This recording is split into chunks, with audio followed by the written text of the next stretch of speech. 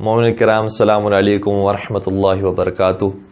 مل کر ایک باواز بلند درود پڑھ دیجیے گا محمد و آل محمد پر. اللہم صل علی محمد و آل محمد وعجل فرجہم.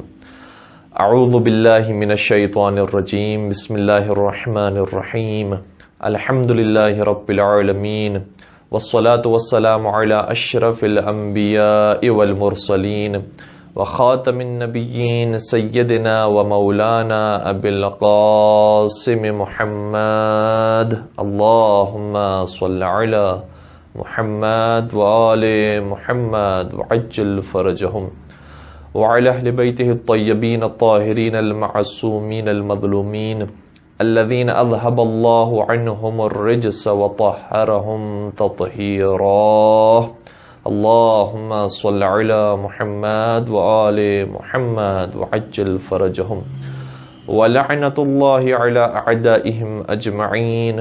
اما بعد فقد قال اللہ تبارک وتعالی فی محکم کتابہ المجید وفرقانہ الحمید. بسم اللہ الرحمن الرحیم. صبغۃ اللہ ومن احسن من اللہ صبغہ. درود پڑھ دیجئے محمد وآل محمد پر. اللہم صل علی محمد وآل محمد وعجل فرجہم. عزیزان گرامی قدر، سورہ بقرہ کی آیت نمبر 138 کی تلاوت کرنے کا شرف مسلسل آپ کی خدمت میں حاصل کیا جا رہا ہے. ارشاد رب العزت ہوتا ہے کہ صبغۃ اللہ ومن احسن من اللہ صبغہ. رنگ تو صرف اللہ ہی کا رنگ ہے، اور خدا کے رنگ سے بہتر اور کون سا رنگ ہو سکتا ہے. یقیناً پروردگار جو خالق رنگ ہے، جو خالق کائنات ہے، نہ صرف یہ کہ اس نے ظاہری طور پر اس کائنات کو رنگ دیا ہے، اور آج کی سائنس یہ کہتی ہے کہ یہ چھوٹی سی آنکھ کم از کم 1 کروڑ رنگ کو تشخیص دے سکتی ہے. یعنی اب 12 کلرز کی بات بہت پرانی ہو گئی. اب 1200 نہیں، 12,000 نہیں، 12 لاکھ نہیں، بلکہ 1 کروڑ رنگ ایسے ہیں کہ جس کو یہ چھوٹی سی آنکھ تشخیص دے سکتی ہے. لیکن یہ آنکھ وہ ہے کہ جو صرف ظاہری رنگ کو دیکھتی ہے، دل کی آنکھ وہ ہے جو باطنی رنگ کو بھی دیکھ رہی ہوتی ہے. لہذا ظاہر ہو یا باطن ہو، ہمیں ہر طریقے سے پروردگار کے رنگ میں رنگ جانا ہے. اور وہ اور ہوتے ہیں جو دنیا کے رنگ میں مخلوط ہو جاتے ہیں اور دنیا کے رنگ میں رنگ جاتے ہیں، اور وہ اور ہوتے ہیں جو خدا کے رنگ میں رنگ جاتے ہیں. اور جو خدا کے رنگ میں رنگ جاتے ہیں، روایات یہ کہتی ہیں کہ جس طریقے سے پروردگار حی ہے، اسے کبھی موت نہیں آتی، اسی طریقے سے اس شخص کو بھی جو خدا کے رنگ میں رنگ جائے، اسے بھی پھر موت نہیں آتی. اور اس کی مثال بہت واضح سی ہے کہ اگر کوئلے کو آگ کے قریب کر دیا جائے تو صحیح ہے کہ کوئلے کا رنگ ویسے سیاہ ہوتا ہے، اس کا رنگ خود کا رنگ سیاہ ہے. لیکن جب یہی کوئلہ آگ کے قریب آ جاتا ہے تو آگ کا رنگ چونکہ سرخ ہوتا ہے، یہ کوئلہ بھی سرخ بنتا ہے. اور اتنا سرخ ہو جاتا ہے کہ پھر تشخیص دینا ممکن نہیں رہتا کہ اس میں کوئلہ کیا ہے، کون سی چیز ہے، اور آگ کون سی چیز ہے. تو پروردگار عالم کی بھی رنگ میں جو رنگ جاتا ہے، پھر خدا اسے وہ زندگی دیتا ہے کہ پھر وہ زندگی کبھی ختم نہیں ہوتی، کیونکہ پروردگار کی بندگی میں جو آ جائے، جو پروردگار کی عبودیت میں آ جائے، پھر پروردگار اسے اپنے جیسی حیات عطا فرماتا ہے.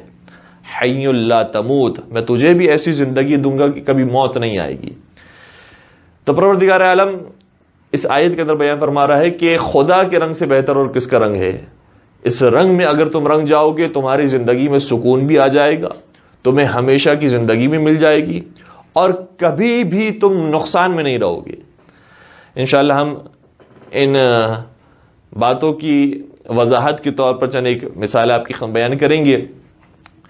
دیکھیں، پروردگار کے رنگ میں جو رنگ جاتے ہیں انہیں پھر سکون حاصل ہوتا ہے، ان کی زندگی میں ہمیشہ اطمینان نظر آتا ہے. کیونکہ قرآن کریم کی آیت بھی ہے کہ الا بذکر اللہ تطمئن القلوب. الا کا لفظ استعمال ہوا. الا کا مطلب کیا ہے؟ عربی زبان میں کہا جاتا ہے کہ اٹینشن، توجہ. یعنی یہ چیز ایسی ہے کہ جس کے بارے میں امکان موجود ہے کہ لوگ غافل ہو جائیں گے، خبردار اس سے غافل نہ ہونا. الا بذکر اللہ تطمئن القلوب. آگاہ ہو جاؤ، توجہ کرو کہ صرف اور صرف یاد پروردگار وہ ہے کہ جس سے دلوں کو سکون ملتا ہے. صرف خدا کے رنگ میں رنگ جانے ہی سے زندگی میں سکون آ جاتا ہے.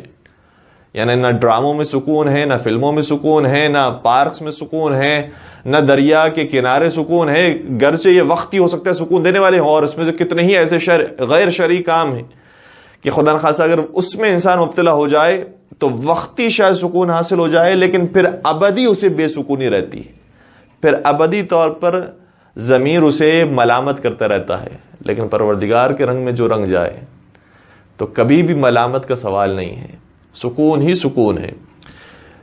لیکن یہاں پر جو لفظ استعمال ہوا ہے الا بذکر اللہ تطمئن القلوب، آگاہ ہو جاؤ کہ صرف یاد پروردگار، رنگ الہی وہ ہے جو تمہارے دلوں کو سکون پہنچاتا ہے۔ اس کا کیا مطلب ہے؟ کہ اس کا یہ مطلب ہے کہ انسان ذکر پروردگار کرتا رہے، سبحان اللہ کہتا رہے، یہ بھی بہت اچھی بات ہے، الحمدللہ کہنا یہ بہت اچھی بات ہے، اللہ اکبر کہنا بہت اچھی بات ہے، استغفر اللہ کہنا بہت اچھی بات ہے۔ لیکن کیا اس کا یہ مطلب ہے کہ انسان صرف زبانی ذکر کرنے والا ہو اور پھر سامنے جو بھی آ جائے اس کی پرواہ نہ کرے، چاہے وہ حلال ہو چاہے وہ حرام ہو؟ جیسے کہا جاتا ہے کہ ایک مولوی صاحب بس میں سوار ہوئے تو پاکستان انڈیا کے اندر، عام طور پر شاید انڈیا میں تو نہیں معلوم لیکن بہرحال پاکستان کے اندر یہ بسز کا سسٹم ہوتا ہے کہ خواتین آگے ہوتی ہیں، مرد حضرات پیچھے ہوتے ہیں۔ مولوی صاحب جب آ کر بیٹھے تو ان کی اتفاق سے نظر پڑ گئی کسی خاتون پر، جیسے خاتون پر نظر پڑی کہنے لگے استغفر اللہ استغفر اللہ۔ پھر تھوڑی دیر نہیں گزری تھی کہ ایک اور خاتون داخل ہوئی، اچانک پھر ان پر بھی نظر پڑ گئی، کہنے لگے استغفر اللہ استغفر اللہ۔ پھر ایک اور خاتون آئی، جو برابر میں بیٹھے تھے انہوں نے دیکھا کہ مولوی صاحب نے اس خاتون کو دیکھا نہیں، کونی مار کر کہا کہ ایک اور استغفر اللہ آ گیا۔ تو کچھ لوگ ایسے ہیں کہ جو زبانی صرف ذکر پروردگار کرتے ہیں، زبانی پروردگار کو یاد کرتے ہیں، لیکن ان کے کردار سے کہیں نظر نہیں آتا کہ وہ رنگ الہی میں مبتلا ہے، ان کے اوپر رنگ الہی چڑھا ہوا ہے۔ تو رنگ الہی چڑھانا اپنی زندگی کے اندر ضروری ہے تاکہ انسان سکون کے ساتھ یہ دنیا بھی گزارے اور آخرت بھی گزارے۔ نبی اکرم حضرت محمد مصطفیٰ صلی اللہ علیہ وآلہ وسلم اللہم صلی علی محمد وآل محمد وعجل فرجہم ارشاد فرماتے ہیں، اور کس سے ارشاد فرماتے ہیں؟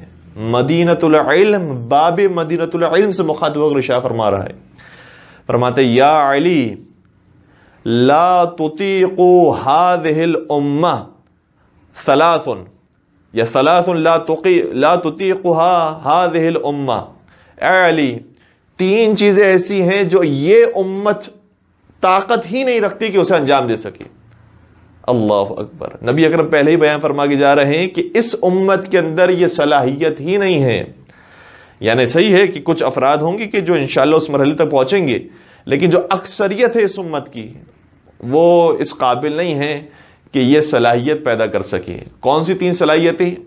المواسات للأخ فی مالہ، اپنے بھائی کی، اپنے مومن بھائی کی مدد کرنا اپنے مال سے، یعنی ایسے بھائیوں کے ساتھ شریک ہو جانا۔ مواسات کا مطلب ہے کہ ایسے گھل مل جانا کہ جیسے اپنا مال نہ ہو، بھائی کا مال ہو، اس طریقے سے شریک ہو جانا اور کسی کی مدد کرنا کہ انسان یہ نہ کہے کہ یہ میرا مال ہے جو اس نے اتنا استعمال کر لیا۔ یہ کیفیت اس امت کے اندر پیدا نہیں ہو سکتی یا بہت مشکل سے ہو سکتی ہے۔ دوسری چیز بیان فرمائی، فرمانے لگے وَإِنصَافُ النَّاسِ مِن نَفْسِهِ، اور نہ ہی اس امت کے اندر یہ شاید صلاحیت پیدا ہوگی کہ یہ لوگوں کے ساتھ انصاف کریں گے اپنے بارے میں، یعنی جہاں پر خود کا میٹر ہو، جہاں پر خود کا معاملہ آ جائے، وہاں اپنے معاملے کو حق کے سامنے قربان کر دیں۔ یہ کبھی نہیں کریں گے، یہ کوشش کریں گے کہ کسی نہ کسی طریقے سے ہماری جان چھوٹ جائے اور ہمارا معاملہ ٹھیک ہو جائے، باقی دنیا جہاں جاتی ہے چلے جائے، انصاف نہیں کریں گے لوگوں کے ساتھ۔ اور تیسری چیز ہمارے موضوع کے حوالے سے بیان فرمایا کہ اور تیسری چیز جو اس امت کے اندر کبھی پیدا نہیں ہوگی وَذِكْرُ اللَّهِ عَلَى كُلِّ حَالٍ، اور یہ امت ہر حال کے اندر ذکر الہی کرنے والے ہوں اور یاد پروردگار کرنے والے ہوں، یہ کبھی نہیں ہو سکتا۔ اور پھر خود ہی اس کی وضاحت فرمائی، ذکر الہی سے مراد صرف یہ نہیں ہے کہ انسان تسبیحات کہنے والا ہو. آگے شاہ فرمایا وَلَيْسَ هُوَ سُبْحَانَ اللَّهِ وَالْحَمْدُ لِلَّهِ وَلَا إِلَهَ إِلَّا اللَّهُ وَاللَّهُ أَكْبَرُ.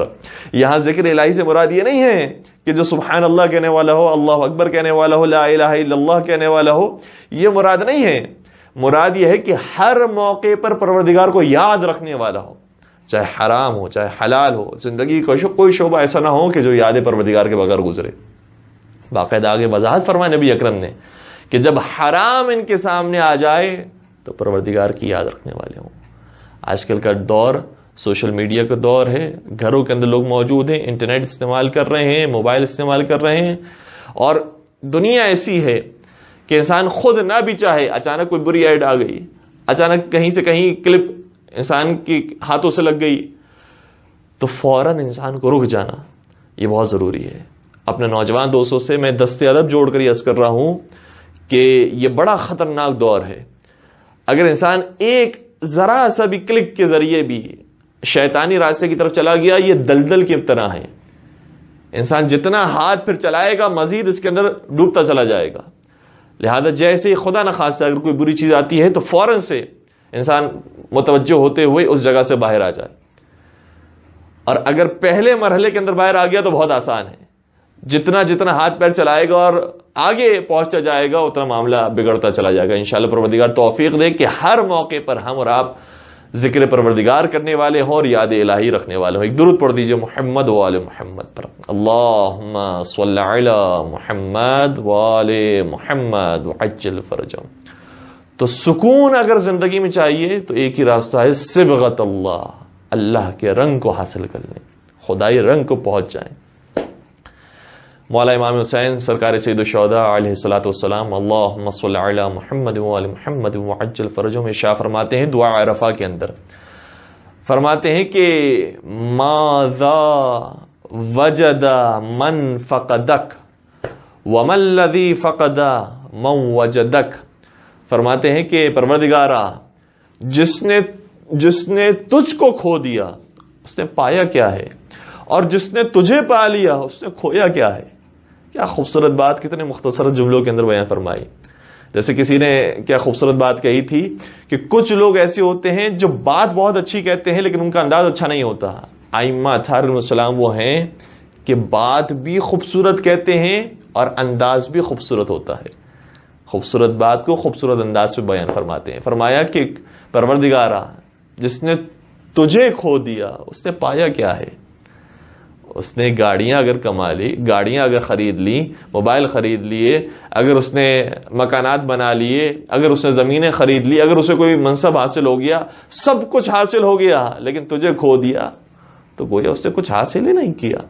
اور جس نے تجھے پا لیا, اگر بظاہر وہ غریب ہے, فقیر ہے, بظاہر وہ گمنام ہے, غیر مشہور ہے, بظاہر وہ لوگوں کی نظروں میں شاید اتنا زیادہ عزیز نہ ہو, لیکن پروردگار جس نے تجھے پا لیا اس نے کچھ نہیں کھویا. اللہ اکبر. یہ اہم نقطہ ہے انسان کی زندگی کا اگر سکون حاصل انسان کرنا چاہتا ہے. اور واقعا اگر اس مرحلے تک انسان پہنچ گیا تو پھر فرق نہیں پڑتا کہ مال آئے یا مال چلا جائے. لاک ڈاؤن کی صورتحال ہو, کمائی حاصل ہو رہی ہو یا نہیں ہو رہی ہو, البتہ اس کا یہ مطلب نہیں کہ انسان کوشش نہ کرے, اپنی طرف سے بھرپور کوشش کرے, لیکن کوشش کرنے کے بعد بھی اگر نتیجہ حاصل نہیں ہوتا انسان بے فکر ہو جائے, پروردگار دیکھ رہا ہے. مولا متقیان امیر المؤمنین حضرت علی ابن ابی طالب علیہ الصلوۃ والسلام ارشاد فرماتے ہیں کہ من اصلح بینہ وبین اللہ اصلح اللہ بینہ وبین الناس. فرمایا جو شخص اپنے معاملے کو اور خدا کے معاملے کو صحیح کر لیتا ہے تو پھر خدا اس کے اور لوگوں کے درمیان جو معاملہ ہے اسے بھی صحیح فرما دیتا ہے. پھر پروردگار کے اوپر ہے انسان اپنے اور خدا کے معاملے کو ٹھیک کر لے, باقی پروردگار کے اوپر ہے کہ پروردگار پھر لوگوں کے ساتھ معاملات کو ٹھیک فرماتا ہے. اور پھر ائمہ علیہ السلام کی زندگی میں بے شمار اس کی مثالیں ملتی ہیں. نبی سرکار حضرت امام محمد تقی علیہ الصلوۃ والسلام اللہم صلی علی محمد و آل محمد وعجل فرجہم, ایک بہت بڑا قیمتی مال اور بہت بڑی تعداد کے اندر مدینہ کی طرف امام کی خدمت میں لایا جا رہا تھا. ظاہر سی بات ہے کہ امام کا مال ہے, امام کو ہدیہ مل رہا تھا یا امام ہی کا سرمایہ تھا، راستے میں وہ چوری ہو گیا، گم ہو گیا. جس شخص کے ذمہ یہ مال تھا کہ امام تو پہنچانا ہے، وہ بڑا پریشان ہوا. اور صحیح ہے کہ اس بات کی پریشانی نہیں ہے کہ امام یا سختی کریں گے یا اسے ڈانٹیں گے، اصل اس بات کی پریشانی ہے کہ اتنا قیمتی مال، سونے جواہرات موجود ہے اس کے اندر، ہیرے جواہرات موجود ہیں، میں کیا جواب دوں گا اور یہ سخت مرحلہ میں کیسے گزاروں گا. بہت ندامت کے ساتھ، بڑی پریشان حالی کے ساتھ ایک خط لکھتا ہے امام کو کہ مولا اس طریقے سے آپ کا مال چوری ہو گیا یا گم ہو گیا ہے، میں کیا کروں. امام نے کیا خوبصورت جملہ شاہ فرمایا، اللہ اکبر. مال امام کا ہے. دیکھیں تصور کیجئے گا، کبھی کبھار کسی کے تو 500 روپے کھو جاتے ہیں، 1000 روپے گر جائے تو آدمی بے چین ہو جاتا ہے. کئی راتوں تک انسان سوچتا رہتا ہے کہ کہاں پر گر گئے، کہاں پر گر گئے، کب ملیں گے. موبائل چوری ہونا جو کبھی کبھار ہم دیکھتے ہیں کہ پاکستان کے اندر عام ہو جاتا ہے، بڑا سخت ہوتا ہے انسان کے لیے یہ برداشت کرنا کہ موبائل چوری ہو گیا تو اب میرے ساتھ کیا ہوگا، میں کس طریقے سے لوگوں سے بات کروں گا اور یہ کب ملے گا مجھے موبائل. لیکن مولا امام تقی علیہ السلام بڑا قیمتی مال تھا. روایت کا جملہ یہ ہے کہ ایک مال کثیر تھا جو امام کے طریقے سے غائب ہو گیا، گم ہو گیا یا چوری ہو گیا. امام نے اسے تسلی دیتے ہوئے امام نے اپنے مال کے بارے میں جملہ لکھا. فرمانے لگے ان اللہ ان انفسنا واموالنا من مواہب اللہ الہنیئہ. فرمانے لگے اے شخص، ہماری جانیں بھی اور ہمارا مال بھی یہ پروردگار کی دی ہوئی نعمتیں ہیں. من المستودعہ، اور یہ پروردگار کی دی ہوئی امانت ہے. من الوداعیہ، ظاہراً من الاواریہ المستودعہ، اور یہ پروردگار کی دی ہوئی امانتیں ہیں. لہذا پروردگار اگر اپنی امانت کو لے لیتا ہے تو جزا اور فضا کرنے سے اور بے صبری دکھانے سے کوئی فائدہ نہیں ہے. بلکہ امام نے آگے شاہ فرمایا، میں تمہیں یہ تلقین کرتا ہوں، نصیحت کرتا ہوں کہ تم صبر سے کام لو، کیونکہ کہیں ایسا نہ ہو کہ تمہاری بے صبری دکھانے سے جو ہمیں اس مصیبت کی وجہ سے اجر ملنے والا ہے وہ کہیں ضائع نہ ہو جائے. دیکھیں کتنا خوبصورت انداز ہے. جو خدا کے رنگ میں رنگ جاتا ہے اسے معلوم ہے کہ ہر چیز پروردگار کے ہاتھ میں ہے، اور ہماری جان ہے، ہمارا مال ہے، سب کچھ پروردگار کے ہاتھوں میں ہے. اگر دیا ہے تو ہم بہترین طریقے سے اسے استعمال کریں، اگر لے لیا ہے تو پروردگار نے لینے کے بعد اس پر اجر عطا فرمایا ہے، اس کا ثواب دیا ہے. اور روایات یہ کہتی ہیں، ایک روایت آپ کی خدمت میں اور بھی عرض کریں گے، نبی اکرم حضرت محمد مصطفیٰ صلی اللہ علیہ وآلہ وسلم ارشاد فرماتے ہیں کہ پروردگار نے اتنا اجر و ثواب اس مصیبت کو برداشت کرنے کے اوپر رکھا ہے کہ جب انسان اس ثواب کو دیکھے گا تو تمنا کرے گا کہ اور مصیبتیں مجھ پر آئی ہوتی تو میرا مقام اور بلند ہوتا اور مجھے اور زیادہ اجر و ثواب ملا ہوتا. تو نبی سرکار شاہ فرماتے ہیں کہ انسان جزا اور فضا کر کے، بے صبری کا مظاہرہ کر کے، خدا نخواستہ شکوے شکایت کر کے، اور خدا کی ذات پر، خدا کے نظام پر اعتراض کر کے کہ اپنے ثواب کو ضائع نہ کرے، تو پروردگار کے رنگ میں جو رنگ جاتا ہے وہ بڑے سکون میں ہوتا ہے. اگر مال آ جائے تو اسے صحیح طریقے سے استعمال کرتا ہے، مال چلا جائے تو اسے یقین ہوتا ہے کہ پروردگار اس کا اجر و ثواب دینے والا ہے. درود پڑھ دیجئے محمد و آل محمد پر.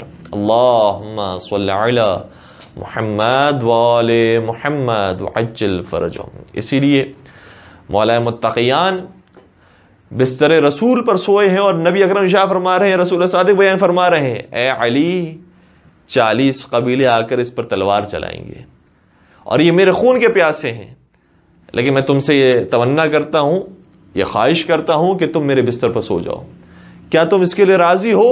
روایت کا جملہ یہ ہے، مولا متقیان نے شاہ فرمایا، نعم یا رسول اللہ، اے اللہ کے رسول میں کیسے راضی نہ ہوں، آپ کا حکم آ گیا، آپ کی تمنا، آپ کی فرمائش ہے، میں لیٹنے کے لیے تیار ہوں. اور پھر خود بیان فرماتے ہیں کہ جیسی نیند مجھے بستر رسول پر آئی ویسی نیند کبھی نہیں آئی. اللہ اکبر. انسان کو اگر پتا ہو کہ اس پر تلوار چلنے والی ہو، اس کی جانی دشمن موجود ہیں، کبھی بھی حملہ کر سکتے ہیں، نیند نہ آئے. بلکہ کسی نے بڑی خوبصورت مثال دی کہ جانی دشمن کو چھوڑ دو، اگر کوئی مردہ بھی ہو، مردے خانے کے اندر بھی اگر انسان کو کہا جائے کہ تمہیں مردوں کے ساتھ سونا ہے، تو مردوں کے ساتھ بھی انسان نہیں سو سکتا، اسی خیال سے اور اسی شک کے ساتھ کہ کہیں ایسا نہ ہو کہ مردہ کھڑا ہو جائے اور ہمیں مار نہ ڈالے۔ تو انسان کو اتنا خوف اپنی جان کے بارے میں ہوتا ہے۔ مولا متقیان 40 تلواریں چلنے والی تھی، اس کے باوجود سکون کے ساتھ اس بستر پر سوتے رہے۔ اور پھر قرآن کریم کی آیت نازل ہوئی، وَمِنَ النَّاسِ مَن يَشْرِي نَفْسَهُ ابْتِغَاءَ مَرْضَاتِ اللَّهِ، لوگوں میں سے بعض ایسے ہیں جو اپنے نفس کو مرضی الہی کے عوض بیچ دیتے ہیں۔ اللہ اکبر۔ اور کسی نے کیا خوب کہا کہ یہ نام محبت کو ڈبویا نہیں کرتے، میرا ساتھ دیجئے گا تھوڑا سا، یہ نام محبت کو ڈبویا نہیں کرتے، بے ذکر خدا رات کبھی کھویا نہیں کرتے، اور بستر نہ ہو احمد کا تو سویا نہیں کرتے، ہر فکر سے بالا ہے یہ حق کا ولی ہے، سوئے تو محمد جاگے تو علی ہے۔ درود پڑھ دیجئے محمد و آل محمد پر، اللہم صل علی محمد و آل محمد وعجل فرجہم۔ تو ائمہ علیہ السلام کی زندگی میں اسی لیے سکون تھا، کیونکہ خدائی رنگ میں رنگ گئے تھے، جانتے تھے کہ یہ جان خدا کی دی ہوئی جان ہے، یہ مال، یہ زندگی خدا کی دی ہوئی ہے، اور اگر خدا کے راستے میں ہے اور پھر کوئی آفت آتی ہے، کوئی مصیبت آتی ہے، تو انسان مطمئن ہے کہ اس کا اجر انشاءاللہ ملنے والا ہے، اور بہترین اجر ملے گا کہ خود نبی اکرم شاہ فرماتے ہیں اگر اس اجر کو دیکھ لیں تو یہ مصیبت نظر نہیں آتی۔ اور باقاعدہ نبی اکرم حضرت محمد مصطفیٰ صلی اللہ علیہ وآلہ وسلم نے خط ہے جو اپنے ایک صحابی معاذ ابن جبل کو لکھا۔ بعض لوگ اسے معاذ ابن جبل پڑھتے ہیں، وہ بھی اپنے مقام پر ٹھیک ہے، لیکن صحیح عربی کے لحاظ سے دیکھا جائے تو معاذ ابن جبل نے ایک پریشانی میں مبتلا ہوئے اور نبی اکرم نے خط لکھا۔ جل قدر صحابی، ان کے بیٹے کا انتقال ہو گیا، اور ظاہر سی بات ہے کہ بیٹے کا غم کوئی معمولی غم نہیں ہوتا، سہارا ہے انسان کی زندگی کا۔ جب اس کیفیت سے وہ گزر رہے تھے تو بڑی بے صبری کی کیفیت تھی اور بہت جزا فضا کی حالت پیدا ہوئی۔ نبی اکرم تک جب یہ اطلاع پہنچی، اب یہ نہیں معلوم کہ معاذ ابن جبل اس وقت کہاں موجود تھے، بعض روایتیں کہتی ہیں کہ وہ شاید یمن میں موجود تھے، اور یہ روایت وہ ہے کہ جو اہل سنت کتابوں کے اندر بھی پائی جاتی ہے، شیعہ کتابوں کے اندر بھی موجود ہے۔ المستدرک علی الصحیحین میں حاکم نیشاپوری نے اس روایت کو لکھا ہے۔ تحف العقول میں جو ہمارے عالم دین ہے ابن شعبہ حرانی، انہوں نے اس روایت کو لکھا ہے، فرماتے ہیں کہ نبی اکرم تک جب یہ اطلاع پہنچی کہ معاذ بڑی بے صبری کے ساتھ اپنے بیٹے کے غم کو برداشت نہیں کر پا رہے ہیں، تو پھر باقاعدہ خط لکھا، اور کیا خوبصورت انداز اختیار کیا ہے، یعنی قربان ہو جائے انسان ایسے رسول پر، قربان ہو جائے انسان ایسے رہنما پر، ایسے رہبر پر، ایسے ہادی پر۔ لکھتے ہیں من محمد الرسول اللہ الی معاذ ابن جبل، یہ محمد رسول اللہ کی طرف سے خط ہے معاذ ابن جبل کی طرف۔ سب سے پہلا جملہ کیا تھا؟ فرمانے لگے سلام علیک، تجھ پر سلامتی ہو۔ پھر آگے شاہ فرمایا فإنی احمد اللہ الذی لا الہ الا ہو، میں پروردگار کی حمد کرتا ہوں۔ دیکھیں خود نبی اکرم کا نام کیا ہے؟ احمد۔ یہاں پر لفظ جو اپنا نام ہے اس کو دو معنوں میں استعمال کیا، فرمانے لگے فإنی احمد، میں احمد ہوں، اور خود احمد کا مطلب کیا ہوتا ہے؟ جو حمد کرنے والا ہوتا ہے۔ یہاں پر کیا فرمایا؟ کس کی حمد میں کر رہا ہوں؟ کہا میں شکر ادا کرتا ہوں اور حمد کرتا ہوں۔ انی احمد اللہ، میں اللہ کی حمد کرتا ہوں۔ یہی تو سکھایا ہے نبی اکرم نے، ائمہ علیہ السلام نے کیا، الحمدللہ علی کل حال، ہر وقت انسان حمد کرنے والا ہو، یعنی گویا ہر وقت انسان احمد ہو، ہر وقت خدا کا شکر ادا کرنے والا، خدا کی حمد کرنے والا ہو۔ فإنی احمد، احمد اللہ الذی لا الہ الا ہو، میں اس خدا کی حمد کرتا ہوں ہر حالت میں کہ جس کے علاوہ کوئی معبود نہیں۔ پھر آگے کیا شاہ فرمایا؟ فرمانے لگے اما بعد فقد بلغنی جزعک علی ولدک، مجھے اطلاع ملی ہے کہ تو بے صبری کا مظاہرہ کر رہا ہے، تو جزع و فضا کا مظاہرہ کر رہا ہے اپنے بیٹے کی موت پر۔ یاد رکھ کہ یہ بیٹا جو تجھے ملا ہے، فَإِنَّمَا كَانَ وَلَدُكَ من مواہب اللہ الہنیہ وعواریہ المستودعہ عنک عندک. فرمائے لگے کہ اے معاذ، یہ جو پروردگار نے تجھے بیٹی کی نعمت عطا فرمائی تھی، یہ پروردگار کا احسان تھا تجھ پر، اور پروردگار نے یہ نعمت تجھے عطا فرمائی تھی. وَأَوَارِيهِ الْمُسْتَوْدَعَةِ عِنْدَكَ، اور پروردگار نے امانتاً تجھے یہ چیز دی تھی، ورنہ حقیقت میں تو ہر چیز اللہ کی ہے. یہ تو پروردگار نے تجھے امانت کے طور پر دی تھی. اگر اس امانت کا تو نے صحیح طریقے سے استعمال کیا تو خود تو نے اس کا بہرہ حاصل کیا اور خود اس کا فائدہ حاصل کیا، اور اگر خدا نے اسے چھین لیا تو پروردگار نے اس مصیبت کے عوض تجھے اجر و ثواب دیا ہے. اور اگر تو نے صبر کا مظاہرہ نہیں کیا تو پروردگار تجھے ثواب سے محروم کر دے گا. لہذا پروردگار کے اوپر یقین رکھتے ہوئے کہ خدا اگر دے بھی رہا ہے تو انسان صحیح طریقے سے استعمال کرے اور انسان کے فائدے میں ہے، اور اگر لے بھی رہا ہے تب بھی انسان کے فائدے میں ہے. انسان کی تربیت کے لیے ضروری ہے کہ کبھی دے کر امتحان لیا جائے اور کبھی لے کر امتحان لیا جائے. لہذا یہ بھی ہمارے فائدے میں ہے کہ خدا نہ خواستہ اگر کوئی نعمت ہم سے چلے بھی جاتی ہے تو یقیناً اس کے اندر کوئی مصلحت ہے، اور اگر انسان بے صبری کا مظاہرہ نہیں کر رہا تو پروردگار کو یہ انتہائی پسند ہے، اور انسان خود یہ تمنا کرے گا اور خواہش کرے گا قیامت کے میدان میں کہ پروردگار کچھ اور مصائب بھی دیے ہوتے تو اس پر بھی ہم صبر کر لیتے تاکہ ہمیں وہ مقام و مرتبہ ملتا. تو اگر یہ ماہ رمضان کے اندر صورتحال ہے کہ انسان تھوڑا سا کاروبار کے حوالے سے پریشان ہو رہا ہے، جاب کے حوالے سے پریشان ہے، بالخصوص مزدور طبقہ، انشاءاللہ ہم اس کے اوپر بھی ایک مکمل گفتگو کرنے کی کوشش کریں گے، جو پریشانی کے ساتھ زندگی گزارنے پر مجبور ہیں. پروردگار انشاءاللہ سبھی کے رزق حلال میں انشاءاللہ وسعت اور برکت نصیب فرمائے، اور ساتھ ساتھ یہ توفیق نصیب فرمائے کہ ہم ان حالات کے اندر اگر ہم نے اپنی طرف سے پوری کوشش کی ہے تو پروردگار کی دی ہوئی مصلحتوں پر انشاءاللہ راضی رہیں، اور یہ امید کرتے رہیں کہ اس مصیبت کے بدلے انشاءاللہ پروردگار ہمیں اجر عظیم عطا فرمائے گا. درود پڑھ دیجئے محمد وآل محمد پر. اللہم صلی علی محمد وآل محمد وعجل فرجهم. اور دوسری طرف سے ایک اور اہم نقطہ کہ جب انسان کی ساری امیدیں پروردگار کی طرف ہو، جب انسان کا پورا بھروسہ پروردگار کی ذات پر ہو، توکل ہو تو خدا کی ذات پر ہو، اعتماد ہو تو خدا کی ذات پر ہو، جب پورا بھروسہ انسان کا خدا کی ذات پر ہوتا ہے تو پھر کبھی کبھار پروردگار ایسی جگہ سے اس کے لیے راستہ نکالتا ہے کہ انسان کے وہم و گمان میں بھی نہیں ہوتا. قرآن کریم کی آیت ہے وَيَرْزُقُهُ مِنْ حَيْثُ لَا يَحْتَسِبُ، اور پروردگار وہاں سے اسے رزق دیتا ہے کہ انسان کو گمان بھی نہیں ہوتا. اور یہ مہینہ جو قرآن کریم کی تلاوت کا مہینہ ہے، قرآن کریم کو انسان اگر توجہ کے ساتھ پڑھے، ترجمے کے ساتھ پڑھے تو محسوس کرے گا جا بجا قرآن کریم نے بار بار مثالیں دی ہیں کہ دیکھو ہم اگر تم نے صحیح طریقے سے ہم پر اعتماد کیا، بھروسہ کیا تو ہم تمہارے لیے راستے بنا رہے ہیں. ہم نے راستہ بنایا ہے حضرت ابراہیم علیہ السلام کے لیے، کوئی ان کی مدد کرنے والا نہیں تھا.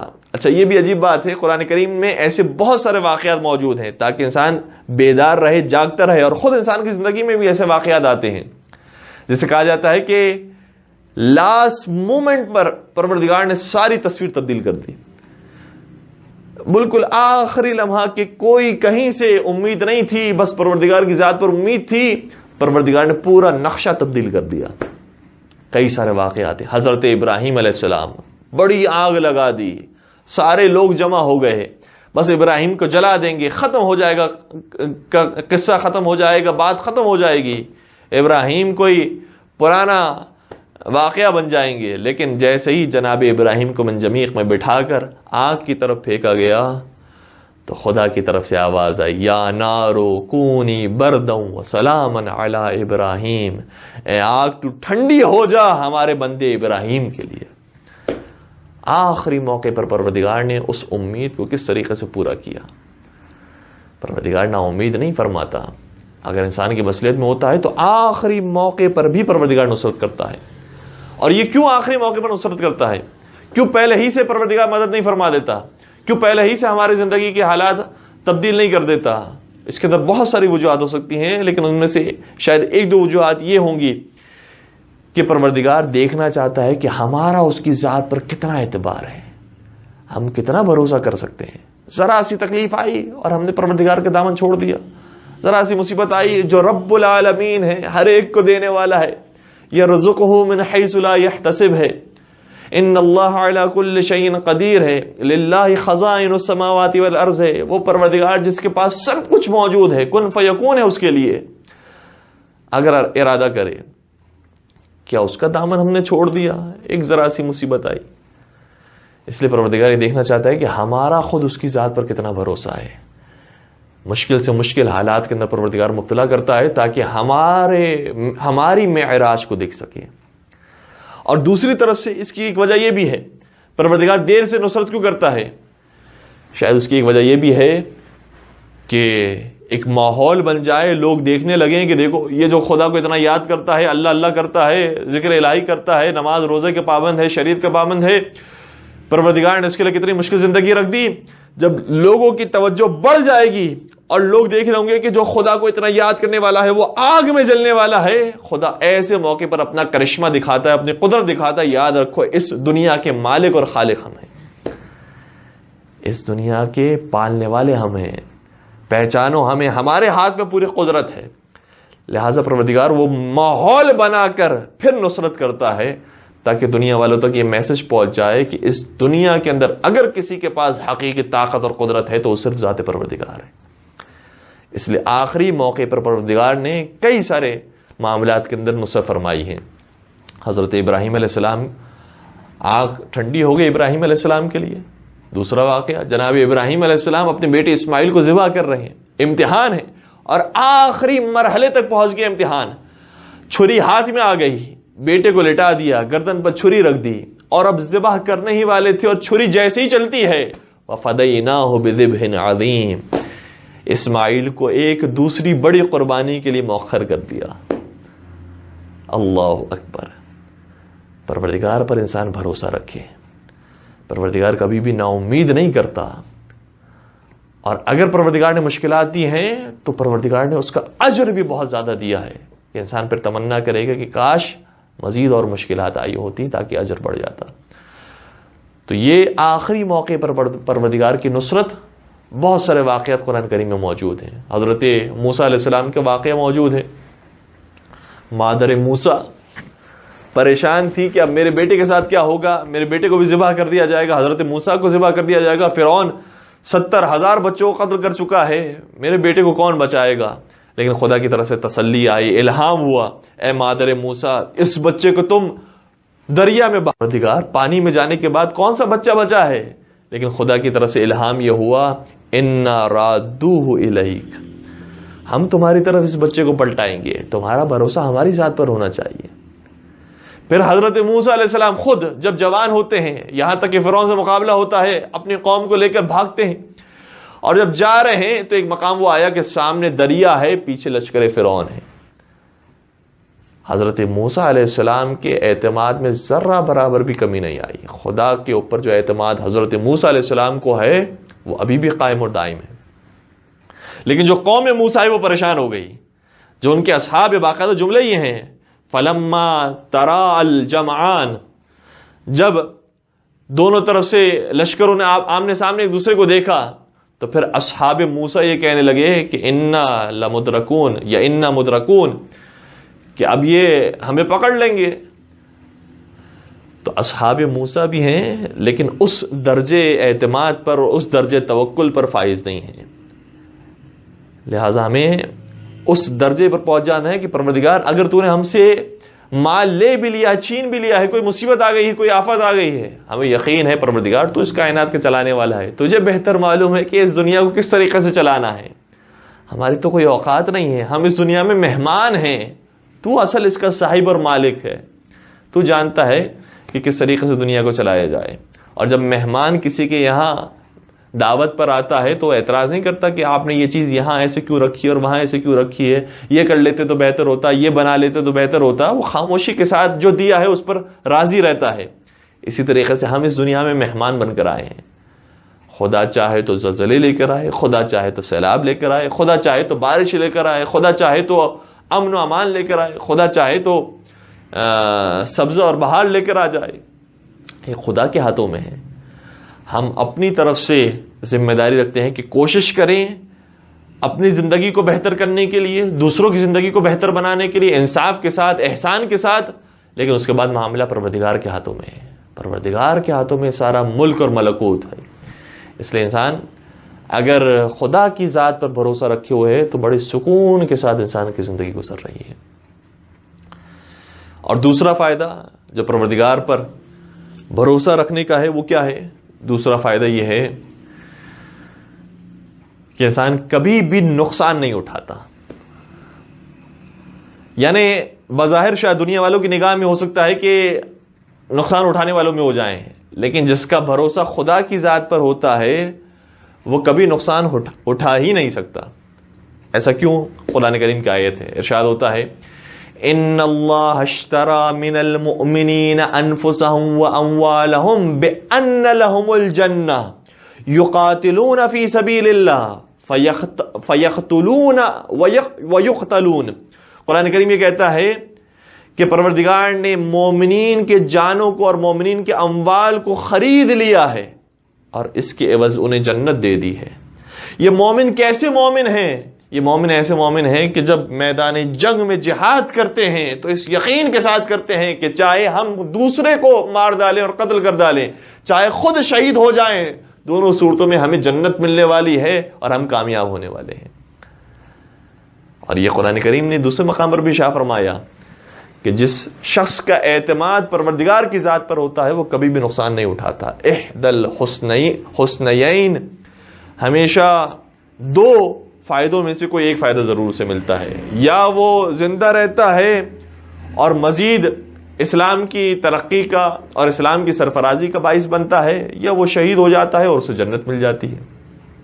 مومن کبھی بھی نقصان میں نہیں رہتا، زندہ ہوتا ہے تب بھی کامیاب ہے، مر جاتا ہے تب بھی کامیاب ہے. علی مرتضی زندہ ہیں تو سند پاتے ہیں ضربت علی یوم الخندق افضل من عبادت الثقلین، اور جب شہید ہوتے ہیں تو فرماتے ہیں فزت ورب الکعبہ، رب کعبہ کی قسم علی کامیاب ہو گیا. تو جو اللہ والے ہیں، جو علی والے ہیں، ان کی زندگیاں بھی ایسی ہوتی ہیں کہ زندہ ہوتے ہیں تو بھی کامیابی کے ساتھ زندگی گزارتے ہیں، اور موت بھی آتی ہے تو کامیابی کے ساتھ آتی ہے. اللہ کی ذات پر جسے بھروسہ ہو وہ کبھی بھی نقصان نہیں اٹھاتا. شیخ عباس قمی نے مفاد الجنان کے اندر کئی ساری دعائیں ذکر کی ہیں. ایک چھوٹے سے واقعے کو ہم ذکر کریں کہ دیکھیں کبھی بھی انسان اگر پروردگار کی ذات پر بھروسہ ہے تو نقصان نہیں اٹھائے گا. جو بھی سورے یا اعمال یا دعائیں بیان کی گئی ہیں انشاءاللہ اسے پڑھیں تو ضرور اس کا فائدہ ملے گا. ایک صاحب مفاد الجنان انہوں نے کھولی، شیخ عباس قمی نے ایک مقام پر لکھا ہے کہ جو شخص یہ چاہتا ہے کہ مرنے والے کو خواب میں دیکھے تو فلاں فلاں سورے کی تلاوت کرے، فلاں طریقے سے اعمال پڑھے، اور پھر جب وہ سوئے گا تو مرنے والا اس کے خواب میں آئے گا. ظاہراً جو شیخ عباس قمی نے لکھی ہے بات وہ یہ ہے کہ سورہ شمس کی تلاوت کی جائے، سورہ لیل کی تلاوت کی جائے، سورہ قدر کی تلاوت کی جائے، اور 4 قل کی تلاوت کی جائے. اور پھر اگر انسان سوتا ہے تو جس کے بارے میں انسان نے خیال کیا ہے کہ فلاں مرنے والا میرے خواب میں آئے، وہ مرنے والا خواب میں آ جاتا ہے. ایک شخص نے ان اعمال پر عمل کیا، ایک مقام پر کچھ اور اعمال بھی لکھے ہیں، ظاہراً اس پر بھی عمل کیا، لیکن کئی دن ہو گئے یہ سوتا رہا، اس کو خواب میں دیکھنے کا مشتاق اپنے دل میں رکھتا رہا، اشتیاق رکھتا رہا، لیکن وہ خواب میں نہیں آئے. جب کافی ٹائم گزر گیا تو ایک مرتبہ یہی ہوتا ہے کہ بیچارہ یا مولوی پکڑا جاتا ہے یا مؤلف پکڑا جاتا ہے کہ انہوں نے غلط بات بتا دی ہے، انہوں نے اپنی طرف سے کوئی بات گھڑ لی ہے. مولانا کے اوپر بھی اعتراض کرنا آسان ہوتا ہے، اسی طریقے سے دیگر علماء کے اوپر بھی، کہ انہوں نے یہ صحیح نسخہ نہیں دیا ہے، یہ ضعیف بات ہے، یہ ضعیف روایت ہے جو انہوں نے لکھ دی ہے اپنی کتاب کے اندر. جب شیخ عباس قمی کے بارے میں اس طریقے سے انہوں نے سوچنا شروع کیا تو اتفاق کی بات تھی کہ جب اب سوئے تو شیخ عباس قمی خواب میں آ گئے اور کہنے لگے کہ کیوں مجھے تم ملامت کر رہے ہو؟ کہا کہ آپ نے اپنی کتاب میں لکھا تھا کہ فلاں فلاں طریقے سے اگر اعمال انجام دیے جائیں گے تو مرنے والا خواب میں آئے گا، لیکن وہ تو خواب میں آیا نہیں. کہ یہ دیکھو میں تو خواب میں آ گیا، میں بھی تو مر چکا ہوں، میں تو تمہارے خواب میں آ گیا. اگر وہ شخص تمہارے خواب میں نہیں آیا ہے تو تمہارے لیے بھی مصلحت اسی میں ہے کہ وہ خواب میں نہ آئے، اور اس کی مصلحت بھی اسی میں ہے کہ وہ خواب میں نہ آئے. اور پھر آگے وجہ بیان فرمائی. کہا کبھی کبھار ایسا ہوتا ہے کہ مرنے والے پر عذاب ہو رہا ہے اور بھی بہت ساری وجوہات ہو سکتی ہیں. کہیں ایسا نہ ہو کہ انسان ہر جگہ پر یہی فارمولا اپلائی کر دے کہ میں نے بھی یہ اعمال انجام دی اور مرنے والا خواب میں نہیں آیا تو اس کا مطلب اس پر عذاب ہو رہا ہے. خبردار، ہم کسی کے بارے میں رائے قائم نہیں کر سکتے، کسی کے بارے میں انسان سوء ظن نہیں رکھ سکتا. لیکن شیخ عباس حکمی کہتے ہیں کہ اگر تم نے اعمال کیے ہیں اس کے باوجود بھی وہ خواب میں نہیں آ رہا تو یقیناً تمہاری مصلحت میں بھی یہی ہوگا، اس کی مصلحت میں بھی یہ ہوگا.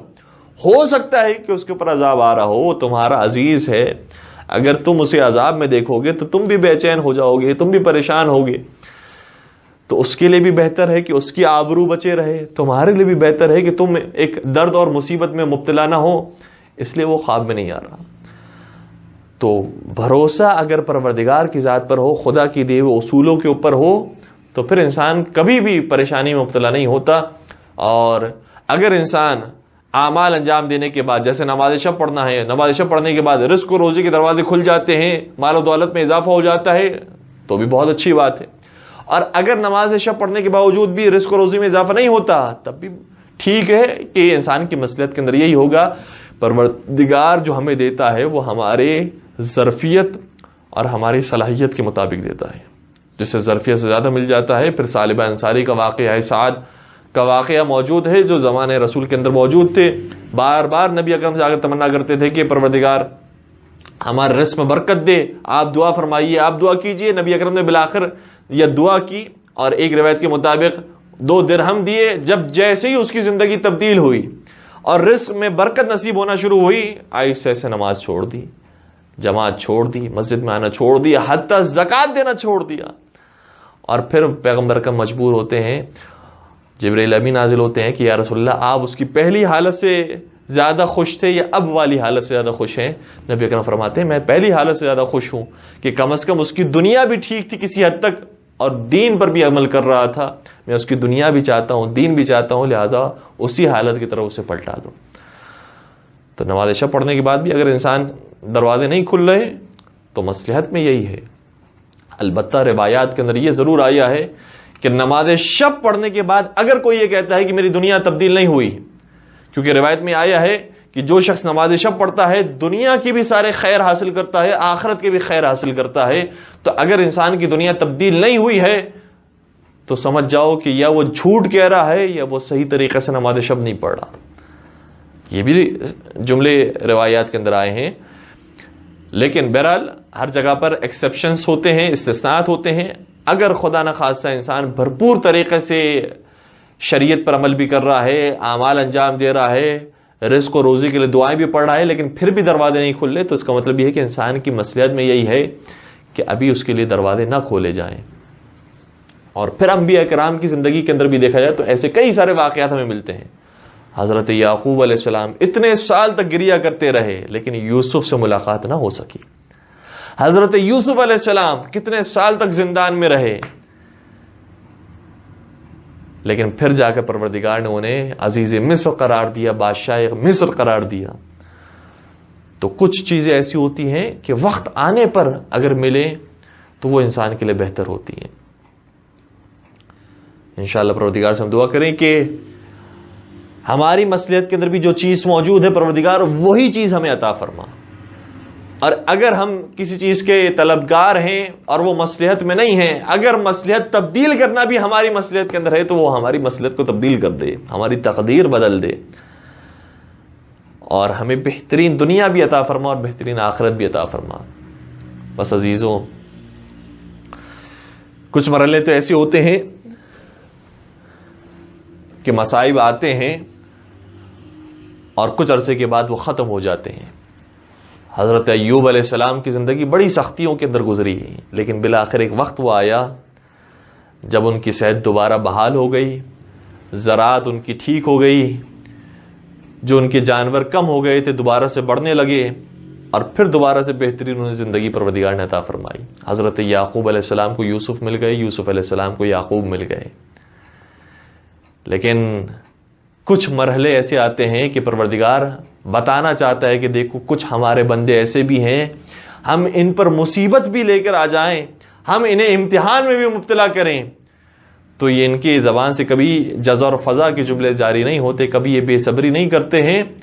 لہذا ان کا مقام ہم اتنا بلند کرتے ہیں کہ جو باقی تمام افراد کے مقام سے بلند ہوتا ہے، کیونکہ مصیبتیں آنے کے باوجود بھی ان کی زبان پر شکرن للہ، الحمدللہ، لا الہ الا اللہ حقا حقا، لا الہ الا اللہ ایمانا و تصدیقا کے جملے ہیں۔ عزاداروں، مرحلے کربلا کے میدان میں سبھی سخت تھے، لیکن ایک مرحلہ وہ ہے جو بہت زیادہ سخت ہے۔ وہ کون سا مرحلہ ہے؟ جب حسین 6 ماہے کو لے کر مقتل کی طرف روانہ ہوئے۔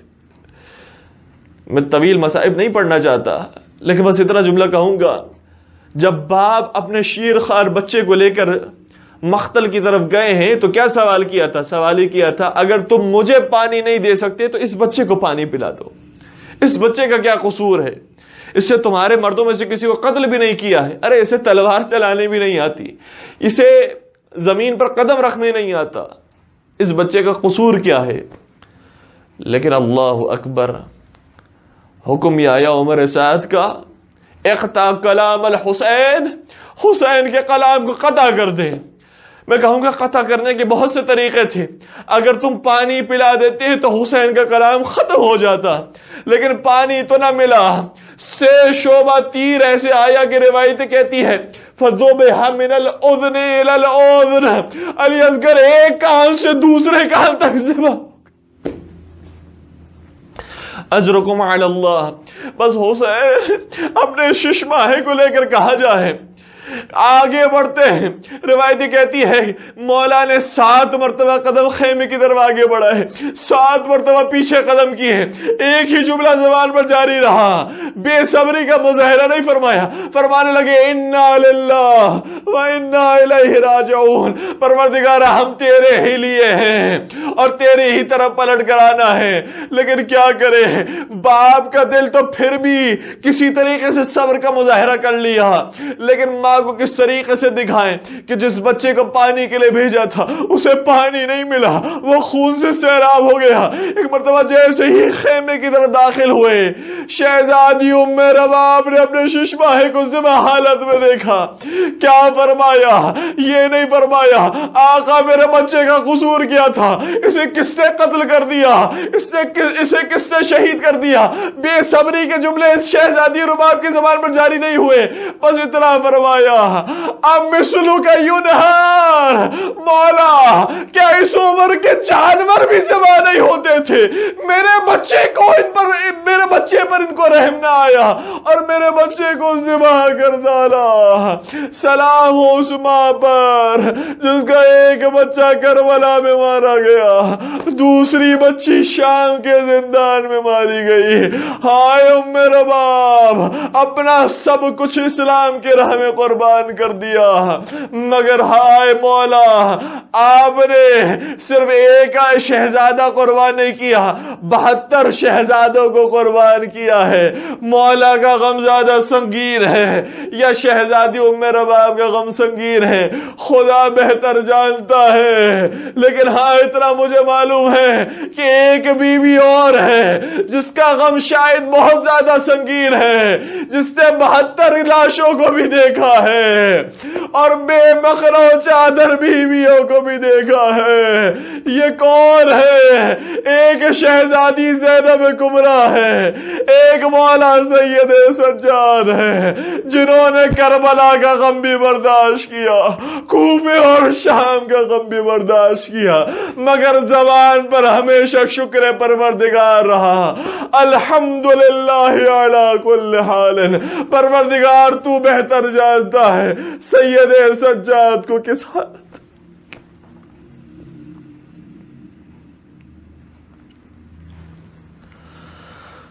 الا ولعنت اللہ علی القوم الظالمین وسیعلم الذین ظلموا ای منقلب ینقلبون۔ پروردگارہ ان آنسوں کو رومال حضرت سید کائنات میں جگہ عنایت فرما۔ پروردگار ان آنسوں کے صدقے میں ہمارے تمام گناہ کبیرہ صغیرہ کی مغفرت فرما، ہمارے مرحومین کی مغفرت فرما، جتنے پریشان المومنین تمام کی پریشانی کو دور فرما، بالخصوص جو رزق کی پریشانی میں مبتلا ہیں پروردگار انہیں رزق حلال عطا فرما، جو رزق حلال کما رہے ان کے رزق میں برکت و کثرت نصیب فرما۔ پروردگارہ اگر یہ پریشانیاں مصیبتیں ہمارے حق میں بہتر ہیں تو اس پر صبر و شکر کرنے کی توفیق عطا فرما۔ پروردگارہ صابرین کے اجر و ثواب میں مزید اضافہ فرما۔ پروردگارہ شہدائے ملت جعفریہ کو محمد و آل محمد کے ساتھ محشور فرما۔ پروردگارہ علماء کرام کا سایہ ہمارے سروں پر قائم و دائم فرما۔ اس حوض علمیہ کی جہاں سے یہ مجلس نشر کی جا رہی ہے اور تمام حوضات علمیہ کی امام بارگاہوں کی مساجد کی حفاظت فرما، ان کو دن دگنی رات چگنی ترقی نصیب فرما۔ پروردگارہ تمام مظالم سے انتقام کے لیے اپنے آخری حجت اور ہادی امام عصر والزماں کے ظہور میں تعجیل فرما، ہمیں ان کے اعوان و انصار عاشقین و محبین میں شمار فرما۔ ربنا تقبل منا انک انت السمیع العلیم وتب علینا انک انت التواب الرحیم برحمتک یا ارحم الراحمین۔